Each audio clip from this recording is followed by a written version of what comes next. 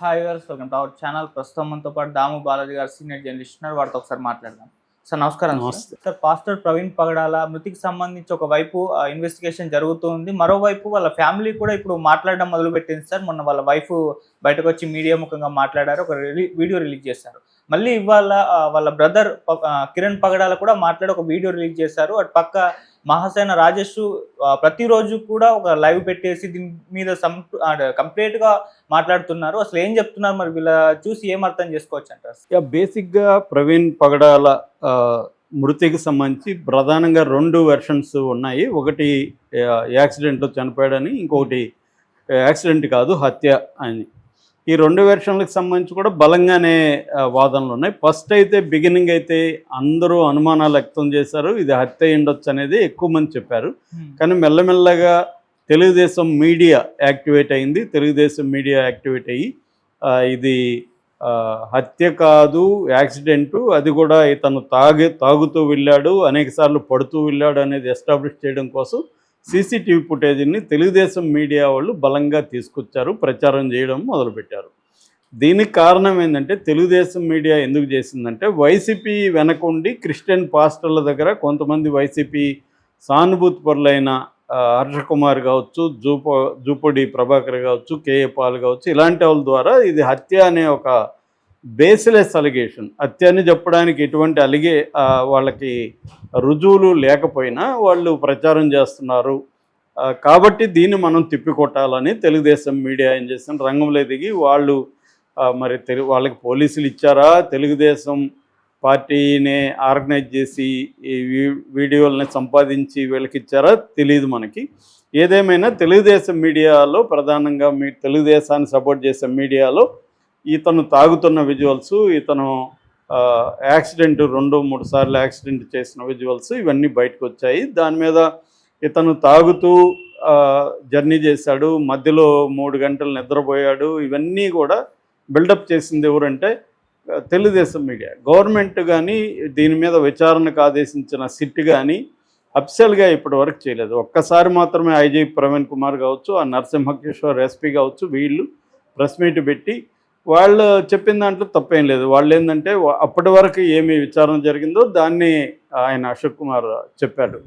ఇప్పటి వరకు ఇది జరిగింది మా దాంట్లో, ఇంకా మేము తేలాల్సి ఉందనేది ఆయన చెప్పాడు. అది కూడా చంద్రబాబు చెప్పమంటే ఇమ్మీడియట్గా చెప్పారు. మామూలుగా ఇలాంటి దాంట్లో పోలీసుల ఇన్వెస్టిగేషన్కి ఇట్ టేక్స్ టైం, ఎందుకంటే సీసీటీవీ ఫుటేజీలని దారంతా దాదాపు 500 కిలోమీటర్ల పైన సీసీటీవీ ఫుటేజ్ని కలెక్ట్ చేయాలి. అప్పటికి వాళ్ళు ఏంటంటే ఫస్ట్ 13 టోల్ గేట్ల దగ్గర సీసీటీవీ ఫుటేజ్ కలెక్ట్ చేశారు. ఓవరాల్గా ఒక 200 పైన సీసీటీవీ ఫుటేజ్ కలెక్ట్ చేశారని చెప్తున్నారు. ఎందుకంటే కలెక్ట్ చేసేది ఒక పెద్ద వ్యవహారం, దాన్ని మళ్ళీ పరిశీలించాలి, టైమింగ్స్ మ్యాచ్ చేసుకోవాలి, అనేక గంటల ఫుటేజ్ చూడాలి, ఇవన్నీ ఉంటాయన్నమాట. ఇవన్నీ టైం పడుతుంది. అట్లాగే post mortem report, toxicology, pathology report, forensic science lab report, ఇవన్నీ కూడా తీసుకుని అంటే టెక్నికల్ అంశాలు, తర్వాత సర్కమ్స్టాన్షియల్ ఎవిడెన్సు, సీసీటీవీ ఫుటేజీ, ఈ మధ్యలో కొంతమంది వ్యక్తులు కూడా అతనితో ఇంటరాక్ట్ అయ్యారు. అంటే అతనికి మధ్యలో అతను police SI, traffic SI Subbarao కావచ్చు, ఆ టీ షాప్ అతను నాగార్జున కావచ్చు, అట్లాగే పెట్రోల్ పోస్తున్న అబ్బాయి కావచ్చు, రాహుల్ అనుకుంటా అతని పేరు, అట్లాగే కొన్ని చోట్ల ఇతను పడిపోయిన వచ్చిన అతనికి హెల్ప్ చేసిన వాళ్ళు కావచ్చు, ఇలాగ వీళ్ళతో అందరితో కూడా మాట్లాడాల్సిన పరిస్థితి ఉంటుంది. వీటన్నిటినీ చూసుకొని ఇది హత్య అయిండే కోణంలో కూడా వాళ్ళు విచారించాలి. ఎందుకంటే ఇది అనుమానాస్పద మృతిగా పోలీసులు కేసు నమోదు చేసుకున్నారు కాబట్టి హత్య అనే యాంగిల్ని కూడా వాళ్ళు కవర్ చేయాలి. హత్య యాంగిల్ని కవర్ చేసి ఆ వైపుగా ఏమన్నా ఆధారాలు ఉన్నాయో చూడాలి. అందుకని వాళ్ళు ఓపెన్గానే ఐజీ కానీ ఎస్పీ కానీ పిలిపించారు కూడా, మీకేమన్నా ఉంటే ఇవ్వమని. కానీ ఇక్కడ ఏమైందంటే ఇటు వైసీపీ యాక్టివ్గా వైసీపీ రంగంలోకి దిగినట్టుగా కనబడలేదు, కానీ ఇండైరెక్ట్గా వైసీపీ వెనకుండి వైసీపీకి సంబంధించిన కొంతమంది పాస్టర్ని వాళ్ళ రంగంలోకి దించి దీన్ని హత్య అని ప్రచారం చేయడం మొదలుపెట్టింది. దీంట్లో అనేక అనుమానాలు కూడా సాధారణ క్రిస్టియన్లకు కూడా, సాధారణ ప్రజలకు కూడా ఈ కేసులో అనేక అనుమానాలు అయితే ఉన్నాయి. వీటిని నివృత్తి చేయాల్సిన బాధ్యత ప్రభుత్వం మీద ఉంది. వాళ్ళు మేబీ ఇవన్నీ ఇంకో 1-2 డేస్లో నివృత్తి చేసే అవకాశం ఉంది. ఇప్పటి వరకు ఇటువంటి గందరగోళం అయితే ఇంకా కంటిన్యూ అవుతుంది. అయితే ఎక్కువ భాగం ఈ విజువల్స్ అంతా వచ్చిన తర్వాత ఇది యాక్సిడెంటే అయి ఉండే అవకాశం ఉంది అనేది జనరల్ పబ్లిక్ అయితే ఎక్కువ భాగం నమ్ముతున్నారు. ఆ మేరకు తెలుగుదేశం మీడియా సక్సెస్ అయిందంటుగా చెప్పుకోవచ్చు. ఈ నేపథ్యంలో ఏంటంటే అయితే ఇక్కడ హర్ష కుమార్ కానీ, కేఏ పాల్ కానీ, జూపూడి ప్రభాకర్ లాంటి వాళ్ళు ఇప్పటికి కూడా గట్టిగా ఇది హత్యే అనేది వాళ్ళు చెప్తున్నారు. కేఏ పాల్ ఏమో ఇది హత్య అయిండొచ్చు, నా వరకు నాకు 90% ఇది హత్య అని ఫీల్ అవుతున్నాను, వేరే కూడా అయిండొచ్చు, దాన్ని ప్రభుత్వం తేల్చాలని నేను డిమాండ్ చేస్తున్నాను ఆయన అన్నాడు. హర్ష కుమార్ మాత్రం ఇది హత్యే, ఎందుకంటే అక్కడ పడే అవకాశం లేదు, గొంత కూడా చిన్నగా ఉంది, నేను ఛాలెంజ్ చేస్తున్నా పోలీసుల సమక్షంలో, మీడియా సమక్షంలో, నేను కూడా అదే బైక్ మీద అదే విధంగా పడతాను, అక్కడ నేను చేస్తానేమో చూస్తాము అని కూడా అతను ఛాలెంజ్ చేశాడు. సో అట్లాగే దీంట్లో ఈ సీసీటీవీల్లో కూడా ఉన్న లూప్ హోల్స్, టైమింగ్స్ కావచ్చు, ఒక యాంగిల్లోనే సీసీటీవీ ఫుటేజ్ ఎందుకు బయట పెడుతున్నారు, మిగతా ఎందుకు పెట్టలేదు, ఇతను కెమెరాలు ఉన్న చోటే యాక్సిడెంట్ అవుతా ఉందా, తర్వాత ఇతను ఇంత తాగుతూ ఎలా డ్రైవ్ చేయగలిగాడు, ప్లస్ ఇతనికి తాగే అలవాటు లేదు, ప్లస్ ఇతను పేమెంట్లు ఇతని ఫోన్ నెంబర్లు కావవి, ఇలా రకరకాలుగా చెప్తున్నారు. వాళ్ళ కుటుంబ సభ్యులు కూడా దీనికి కొంత కోఆపరేట్ చేశారు. ముఖ్యంగా వాళ్ళ చెల్లెలు శ్రీదేవి, మా అన్నకి పొట్ట ఉండదు, మా అన్న కాదు, ఇవన్నీ చెప్పడంతో కొంత గందరగోళ పరిస్థితులు అయితే నెలకొన్నాయి.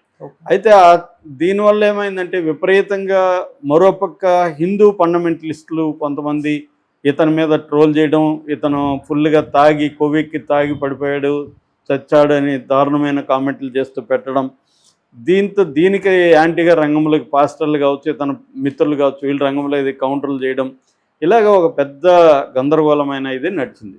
ఈ క్రమంలో నిన్న రాజేష్, మహాసేన్ రాజేష్ కూడా దీని మీద మొదటి నుంచి ఇన్వాల్వ్ అయ్యాడు. ఆయన కూడా ఫస్ట్ అనుమానాస్పద మృతిగానే ఆయన కూడా చెప్పాడు, ఇందులో అనుమానంగా అనిపిస్తూ ఉంది, యాక్సిడెంట్ లాగా అనిపించట్లేదు అనేది ఆయన కూడా చెప్పాడు. అయితే ఆయన తర్వాత పోలీసులతో మాట్లాడాడు, డాక్టర్లతో మాట్లాడాలి, ఇవన్నీ ఆయన కొన్ని వివరాలు తీసుకున్నారు.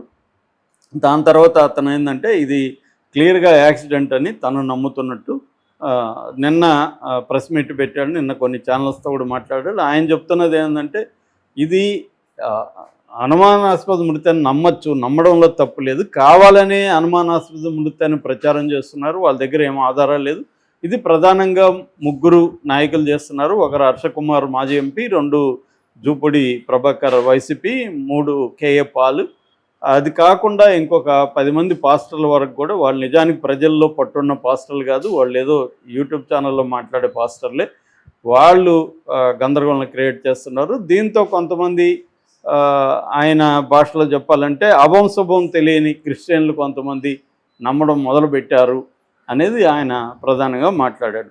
అంటే ఇంటెన్షనల్గా దీన్ని తీసుకొస్తున్నారు, క్రైస్తవుల్ని రెచ్చగొట్టి ప్రభుత్వానికి వ్యతిరేకంగా హిందూ ముస్లిం గొడవలు క్రియేట్ అయ్యే విధంగా, కమ్యూనల్ టెన్షన్స్ క్రియేట్ అయ్యే విధంగా వీళ్ళు చేస్తున్నారు. దీనికి కొంత ఒక సెక్షన్ మీడియా కూడా హెల్ప్ చేసింది అనేది మహాసేన్ రాజేష్ ఆరోపించాడు. హర్ష కుమార్ దీన్ని ఖండిస్తున్నాడు. హర్ష కుమార్ ఏమంటున్నాడంటే ఇది క్లియర్గా హత్యని నేను నిరూపిస్తాను, పోలీసులు ఆ వైపుగా చేయాలి, దీన్ని అషప్ చేయడానికి ఒక వర్గం మీడియాలో ఇతన్ని ఒక ప్లాన్డ్గా తాగుబోతూ పడుతూ లేస్తూ వెళ్ళాడని బిల్డప్ చేయడానికే చేస్తున్నారు, అసలు ఆ వ్యక్తే కాదు, అతన్ని ఎవరు స్టంట్ మ్యాన్ పెట్టి యాక్సిడెంట్ చేయించారు, కావాలనే కెమెరాలు ఉన్న దగ్గరే పడిచ్చారు, ముఖ్యంగా టోల్ గేట్లు ముందే పడుతున్నాడు, మందు కొనేట్టుగా అతన్ని తీసుకెళ్ళి చేస్తున్నారు అనేది ఒకటి. రెండోది ఇక్కడ మన ఎల్బీ నగర్లో సవేరా వైన్ మార్ట్ దగ్గర ఒక వ్యక్తి వెనక నుంచి ఫోటో తీస్తున్నాడు, అది కూడా డౌట్కి కారణం. సో ఇలాగా కన్ఫ్యూజన్ అయితే ఉంది, దీని మీద క్లియర్గా చేయాలనేది అంటున్నారు. సో ఏదేమైనా వాళ్ళ బంధువులు అయితే మళ్ళీ రంగంలో దిగారు. అంతకుముందేమో వాళ్ళ సిస్టర్ వాళ్ళు అనుమానంగా చెప్పారు, ఇప్పుడు వాళ్ళ వైఫ్ జెసికా కానీ వాళ్ళ తమ్ముడు కిరణ్ పగడాల కానీ వాళ్ళు వచ్చి ఏం మాట్లాడుతున్నారంటే అందరూ సైలెంట్గా ఉండండి, దీని మీద ఎవరు ఏమీ మాట్లాడకండి, ప్రైవేట్ ఇన్వెస్టిగేషన్ చేయకండి, గవర్నమెంట్ మీద మాకు నమ్మకం ఉంది అనేది మాట్లాడుతున్నారు. సో ఫ్యామిలీ వెర్షన్లో కూడా కొంత తేడా కనబడుతుంది. నిజానికి ఫ్యామిలీ కూడా కొన్ని విషయాల్లో క్లారిటీ ఇవ్వాల్సి ఉంది, కానీ వాళ్ళు ఇవ్వట్లేదు. ఇవ్వకపోగా మనం ఇస్తే ఇంకా గందరగోళం అవుతుంది అనుకున్నారో ఏమో. గవర్నమెంట్ అఫీషియల్గా అనౌన్స్ చేసే వరకు వెయిట్ చేద్దామని వాళ్ళు అనుకున్నట్టుగా మనకు కనబడుతుంది. ఓకే. అదే కరెక్ట్ కూడా. ఎందుకంటే ఒక సిట్ వేసిన తర్వాత ఆ సిట్టు చేయాలి. అయితే ఆ సిట్కి టైం లైన్ కూడా ఉండాలి. అంటే నిరంతరం వాళ్ళు టైం తీసుకుంటే ఇలాంటి పుకార్లు వస్తాయి. టైం లైన్ పెట్టుకొని త్వరగా దీన్ని తేల్చకపోతే ఇవే వస్తాయి. అందుకని సిట్కి టైం లైన్ పెట్టడం కూడా ఇంపార్టెంట్. వాళ్ళు త్వరగా తేల్చాల్సిన అవసరం ఎందుకంటే ఇప్పుడు ఆ ఫుటేజ్ ఏమో మాకు సంబంధం లేదని పోలీసులు చెప్తారు. మరి ఆ ఫుటేజ్ ఈ ఛానల్కి ఎక్కడి నుంచి వచ్చింది? సో ఈ ఛానల్ ఎందుకు ఒక ఛానల్కి వచ్చింటే పర్లేదు, ఒకే ఫుటేజీ నా 5-6 ఛానల్కి ఒకేసారి రావడం అంటే ఎవరో ఇచ్చి ఉండాలి కదా. రెండోది వాళ్ళ దీంట్లో కూడా దీన్ని అందరికీ డిస్ట్రిబ్యూట్ చేయండి అంటున్నారు. మామూలుగా ఫుటేజ్ దొరికితే వాళ్ళ రైట్స్ దాని మీద ఉంటుంది, ఎవరికి ఇవ్వరు. కానీ ఇక్కడ ఏమవుతుంది, అందరికీ ఇవ్వండి అని చెప్తున్నారు. సో దీని వెనుక అంటే ఇది హత్య కాదు అని చెప్పడానికి అత్యుత్సాహం అయితే చూపించాయి కొన్ని ఛానల్స్ హత్యని చెప్పడానికి అత్యుత్సాహం చూపించాయి. తేల్చాల్సింది పోలీసులు తెలిస్తే కానీ మనకి ఎవరి వర్షన్ ఏందనేది తెలియదు. Okay sir, thank you so much sir.